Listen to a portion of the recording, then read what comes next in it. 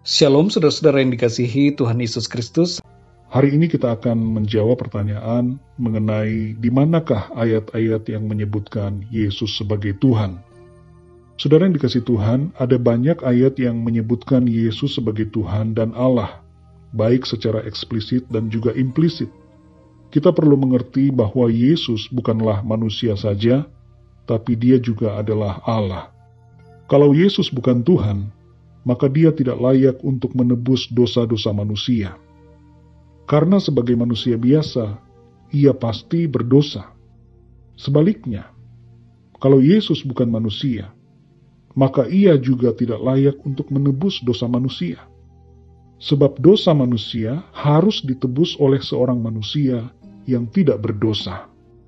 Kalau ada orang yang mengajarkan saudara sesuatu yang lain dari kebenaran Injil, yaitu ajaran yang tidak mengakui dan tidak mempercayai Yesus sebagai Tuhan, maka saudara harus menolak ajaran itu. Dalam Yohanes 8 ayat yang ke-24 dikatakan, "Karena itu tadi aku berkata kepadamu, bahwa kamu akan mati dalam dosamu, sebab jikalau kamu tidak percaya bahwa akulah Dia, kamu akan mati dalam dosamu." Di sini Tuhan Yesus berkata, jikalau kamu tidak percaya bahwa akulah Dia, kamu akan mati dalam dosamu. Orang yang tidak percaya kepada Tuhan Yesus akan mati dalam dosanya dan binasa. Tetapi setiap orang yang percaya kepadanya diberikan kehidupan yang kekal. Dalam Ibrani 11 ayat yang pertama di situ dikatakan bahwa iman adalah dasar dari segala sesuatu yang kita harapkan dan bukti dari segala sesuatu yang tidak kita lihat. Bagi orang beriman, satu ayat saja sudah cukup. Tapi bagi orang yang tidak beriman, 1000 ayat dia rasa kurang. Orang yang tidak beriman mencari bukti, tapi orang beriman mendapatkan pengertian.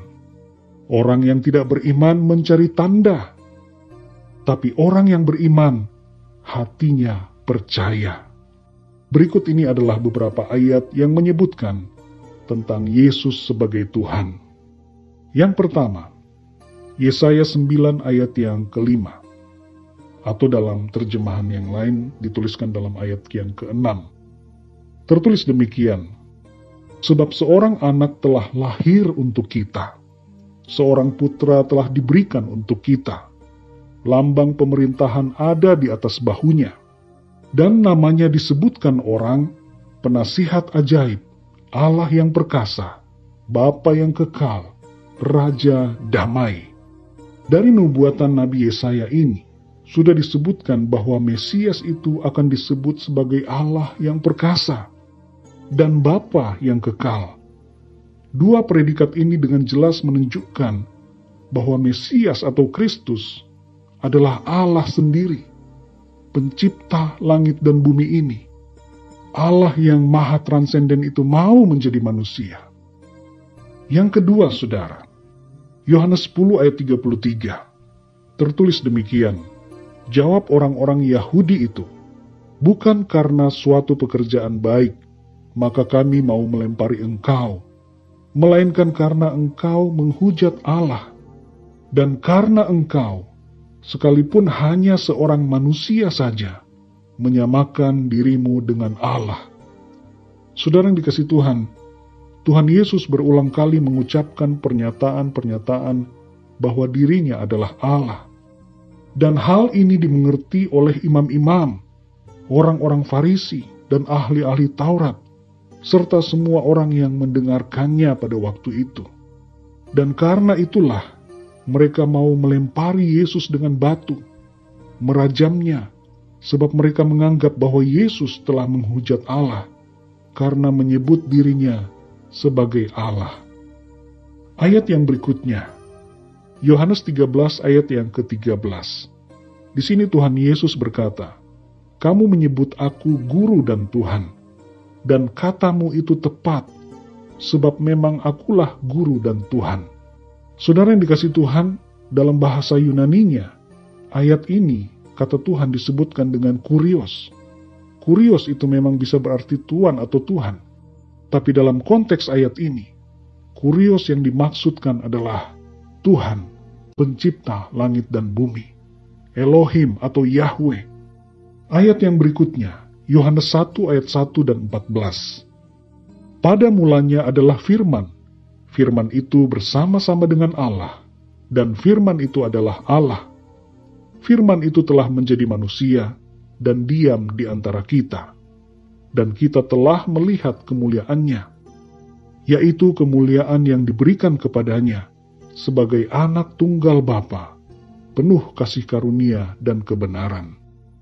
Dari ayat ini kita mengerti bahwa Sang Firman adalah Allah sendiri, dan Firman itu telah menjadi manusia, yaitu Yesus Kristus.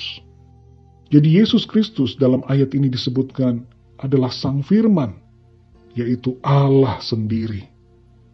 Ayat yang berikutnya, saudara, Filipi 2 ayat 5-7. Hendaklah kamu dalam hidupmu bersama menaruh pikiran dan perasaan yang terdapat juga dalam Kristus Yesus, yang walaupun dalam rupa Allah, tidak menganggap kesetaraan dengan Allah itu sebagai milik yang harus dipertahankan, melainkan telah mengosongkan dirinya sendiri dan mengambil rupa seorang hamba dan menjadi sama dengan manusia. Saudara yang dikasihi Tuhan, perhatikan kata-kata ini. Dalam bahasa aslinya sebenarnya ayat ini berkata bahwa sekalipun dia adalah Allah, tapi dia mau merendahkan dirinya. Perhatikan saudara, kalau dalam teks bahasa Indonesia dituliskan kesetaraan dengan Allah. Siapa yang setara dengan Allah selain Allah sendiri? Tidak ada yang sama dengan Allah kecuali Allah, saudara. Jadi Yesus Kristus adalah Tuhan. Yesus Kristus adalah Allah. Ayat berikutnya, 2 Petrus 1 ayat yang pertama. Dari Simon Petrus, hamba dan rasul Yesus Kristus, kepada mereka yang bersama-sama dengan kami memperoleh iman oleh karena keadilan Allah dan juru selamat kita, Yesus Kristus. Perhatikan ayat ini, saudara, di sini dengan jelas disebutkan bahwa Yesus Kristus adalah Allah dan juru selamat. Ayat selanjutnya, Wahyu 2 ayat 8. Dan tuliskanlah kepada malaikat jemaat di Smyrna. Inilah firman dari yang awal dan yang akhir, yang telah mati dan hidup kembali. Siapakah yang dimaksud dengan yang awal dan yang akhir? Dalam Yesaya 44 ayat yang ke-6 dikatakan, beginilah firman Tuhan, Raja dan Penebus Israel, Tuhan semesta alam. Akulah yang terdahulu dan akulah yang terkemudian. Tidak ada Allah selain daripada aku. Perhatikan kalimat ini, saudara. Akulah yang terdahulu dan akulah yang terkemudian. Ayat ini dalam bahasa aslinya sama dengan kalimat akulah yang awal dan akulah yang akhir. Dan dari sini kita mengerti, saudara yang dikasihi Tuhan, bahwa yang dimaksud dalam ayat ini, yang awal dan yang akhir adalah Tuhan. Tuhan Yesus berkata tentang dirinya, bahwa dia adalah yang awal dan yang akhir. Dan kita tahu siapa yang awal dan yang akhir, yang terdahulu dan yang terkemudian, yaitu Tuhan semesta alam. Ayat yang berikutnya, Yohanes 20 ayat yang ke-28. Di situ tertulis, Thomas menjawab dia, "Ya Tuhanku dan Allahku." Dalam ayat ini, Thomas, seorang murid Tuhan Yesus, mengakui bahwa Yesus Kristus adalah Tuhan dan Allah. Dalam bahasa Yunaninya, teks ini berkata bahwa Thomas mengakui Yesus Kristus sebagai Theos dan Kurios. Masih ada banyak sekali ayat-ayat lain yang kalau kita baca dan pahami, maka kita akan mengerti bahwa Yesus Kristus adalah Tuhan. Kita tidak perlu bingung dengan berbagai istilah dan sebutan yang melekat kepada Tuhan Yesus, seperti Nabi, Mesias, Guru, Utusan, Anak Allah, Anak Manusia, dan yang lain sebagainya. Semuanya itu adalah sebutan untuk Tuhan Yesus, dan tidak ada yang salah dengan hal itu. Karena Allah ada dalam wujud manusia. Namun kita perlu memahami bahwa Yesus Kristus lebih daripada sekedar nabi, lebih dari sekedar guru dan utusan. Dia adalah Tuhan, Allah Sang Pencipta segala sesuatu. Kiranya jawaban kali ini dapat menjadikan saudara lebih memahami tentang siapa itu Tuhan Yesus Kristus, dan lebih lagi menguatkan iman saudara kepada Tuhan Yesus Kristus. Tuhan Yesus memberkati saudara semua. Sampai jumpa.